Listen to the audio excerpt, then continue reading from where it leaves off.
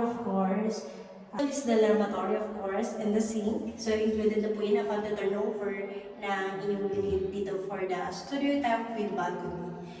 So, let's go to the other. So, we have, of course, the socket. So, may ready na rin tayo mga socket dyan for cable, internet. So, yan. So, ito yung possible na magiging living area natin. Dito natin pwede ilagay yung ating TV. And of course, the sofa for this side naman.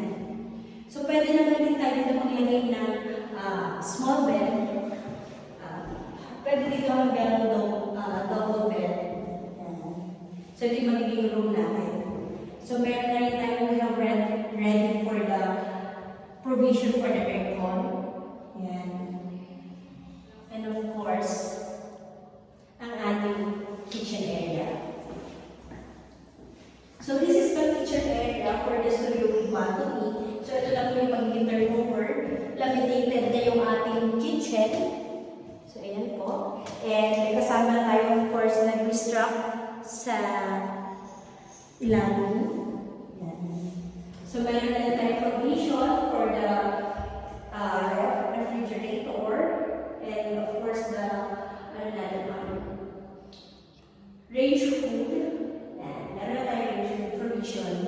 So, kung makikita nyo dito, ang kulang na lang sa ating mga furniture. So, pwede na natin maparentahan or gawin natin bakasyonan. Ayan. So, let's go naman sa ating balcony dito sa studio. Studio type na balcony. So, this is the balcony for the studio type. By the way, this is a 33 square meters studio with balcony. So if you're interested, you may just call my number at 0956-300-5183. That's my Viber and WhatsApp. And I also have email, angelisjv18@gmail.com. And of course, I have a website, www.investor.com. And once again, this is J.T. Angeles, your Senior Property Investment Specialist here in Avida. Thank you. Bye.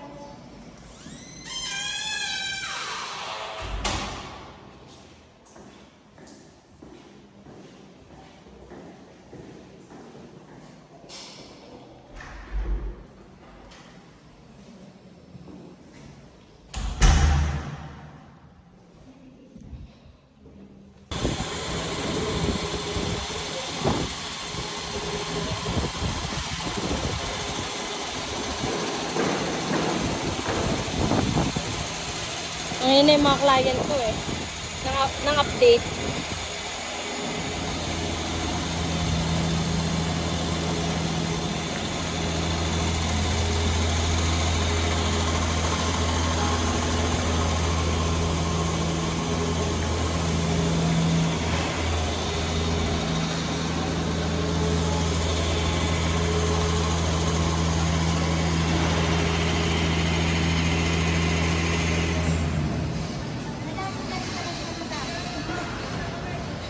(2026) siya tapos na. Kaya madumi pa dyan kasi dyan nilalagay yung mga